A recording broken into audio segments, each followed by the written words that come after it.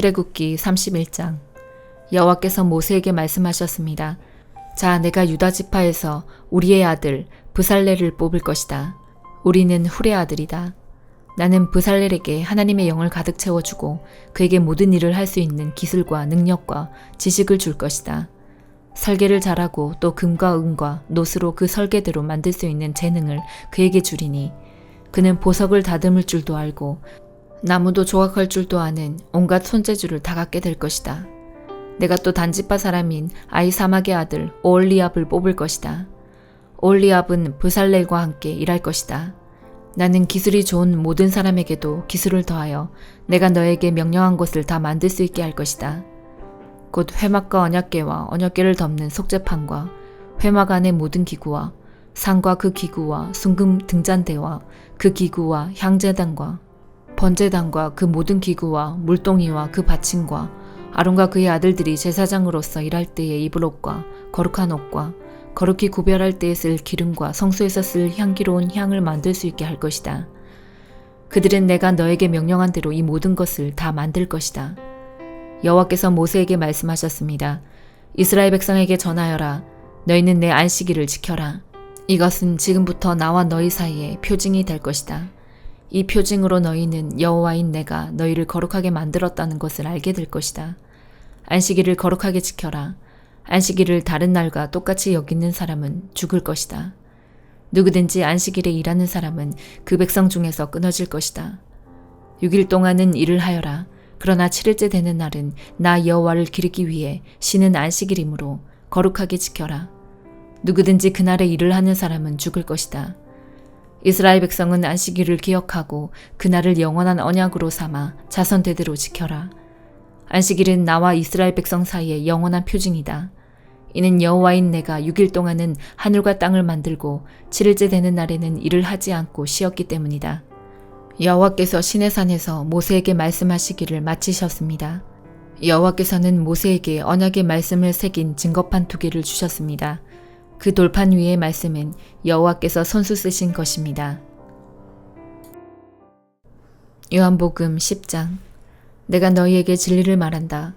양우리의 문으로 들어가지 않고 다른 곳으로 넘어가는 사람은 도둑이며 강도다. 문으로 들어가는 사람이 양의 목자다. 문을 지키는 사람은 목자를 위해 문을 열어준다. 양들은 목자의 음성을 듣고 목자는 양들의 이름을 부르며 그들을 밖으로 인도한다. 목자가 자기 양을 모두 밖으로 이끌어낸 후 양들 앞에서 걸어가면 양들은 목자의 음성을 알기 때문에 그의 뒤를 따른다. 하지만 양들은 낯선 사람을 절대로 따라가지 않는다.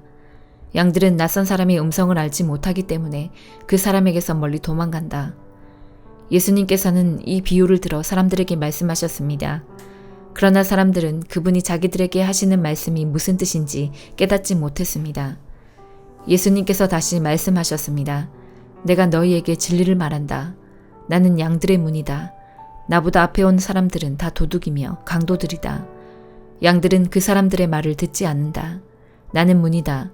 나를 통해 들어가는 사람은 구원을 얻을 것이다. 그 사람은 들어가기도 하고 나가기도 하며 또 좋은 목초를 발견하기도 할 것이다. 도둑은 훔치고 죽이고 파괴하기 위한 목적으로 온다. 그러나 나는 양들이 생명을 더욱 풍성히 얻게 하기 위해 왔다. 나는 선한 목자다. 선한 목자는 양을 위하여 자기 목숨을 내놓는다. 품삯을 받고 양을 돌보는 사람은 사실 목자가 아니며 양도 자기 양이 아니다. 그 사람은 늑대가 오는 것을 보면 양만 남겨두고 멀리 도망가 버린다. 그러면 늑대는 양을 공격하여 양들을 흩트린다. 그 사람은 단지 품삯을 받고 양을 치는 사람이기 때문에 그 양을 돌보지 않는다. 나는 선한 목자다. 나도 내 양을 알고 내 양도 나를 알아본다. 아버지께서 나를 아시듯이 나도 아버지를 안다. 그리고 나는 양을 위하여 목숨을 내놓는다. 내게는 이 우리 안에 있지 않은 다른 양들도 있다. 나는 그 양들도 인도해야 한다. 그 양들도 내 음성을 들을 것이다. 그래서 한 목자 아래서 한 무리가 될 것이다. 아버지께서 나를 사랑하시는 것은 내가 나의 목숨을 스스로 버리기 때문이다. 나는 목숨을 다시 얻기 위하여 목숨을 버린다. 아무도 내게서 목숨을 빼앗을 사람이 없고 다만 내 스스로 생명을 내놓는 것이다. 나는 목숨을 내놓을 권세도 있고 그것을 다시 찾을 권세도 있다. 나는 이 계명을 내 아버지에게서 받았다. 예수님의 이 말씀 때문에 유대인들 사이에 또다시 편이 갈리게 되었습니다. 이들 중 많은 사람이 그가 귀신이 들렸다고 하거나 그가 미쳤다, 너희가 왜 그 사람의 말을 듣느냐 라고 말하기 시작했습니다. 그러나 이것은 귀신 들린 사람의 말이 아니다. 귀신이 앞을 보지 못하는 사람의 눈을 뜨게 할 수 있느냐 라고 말하는 사람들도 있었습니다. 예루살렘의 수전절이 다가왔습니다. 수전절은 겨울에 지키는 유대 명절입니다.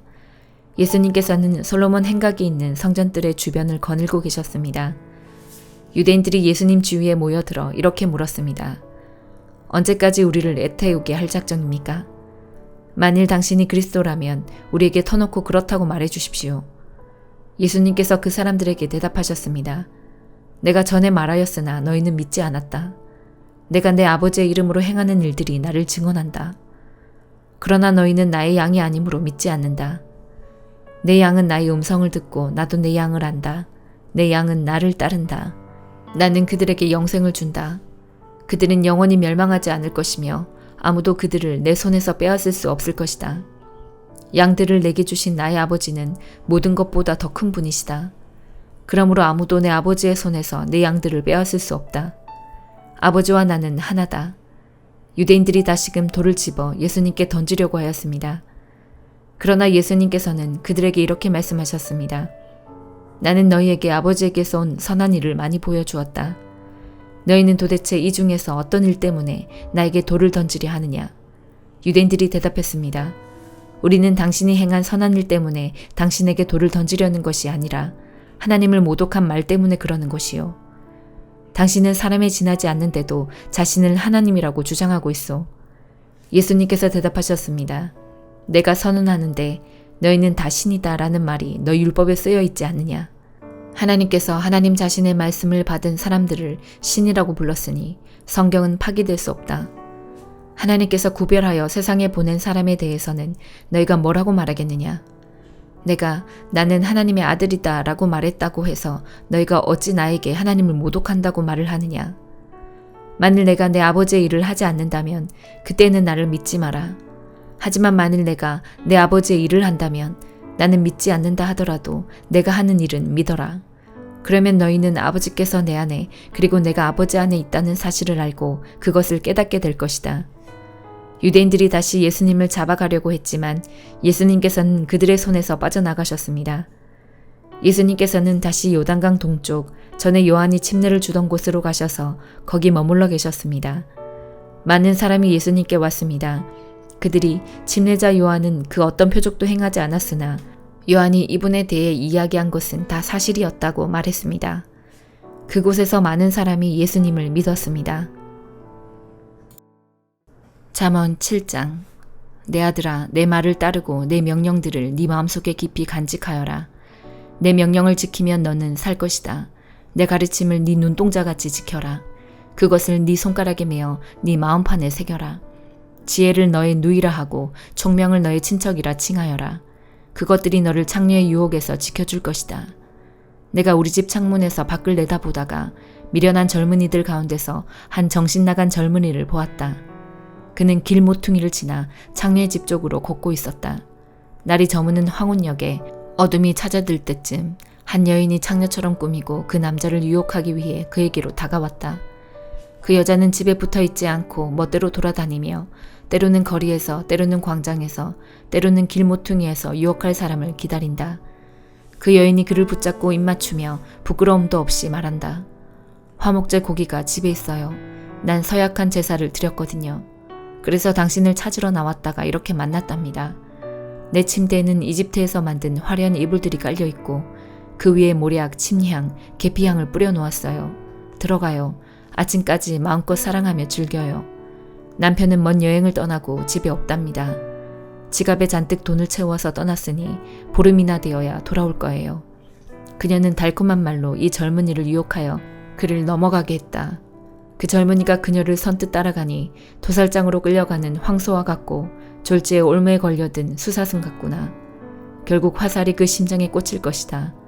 그것은 그물을 향해 날아드는 새가 자기 생명의 위험을 알지 못하는 것과 같구나. 아들들아, 이제 내 말을 듣고 내 입의 가르침에 귀를 기울여라. 너희 마음을 창녀의 길로 향하게 하지 말고 그녀가 있는 길에서 서성이지 마라. 그 여자는 많은 사람을 희생시켰고 그녀가 죽인 자는 셀 수도 없다. 그녀의 집은 무덤에 내려가는 길이며 사망의 방으로 이르게 한다. 갈라디아서 6장. 형제들이여, 여러분 가운데서 누구든지 죄 지은 사람이 있거든 신령함을 지닌 여러분이 온유한 마음으로 그를 바로잡아야 합니다. 그러나 여러분도 유혹에 빠지지 않도록 조심하십시오. 여러분은 서로 다른 사람의 짐을 들어주십시오. 그것이 그리스도의 법을 이루는 길입니다.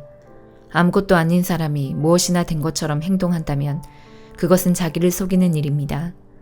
자기를 다른 사람과 비교하지 마십시오.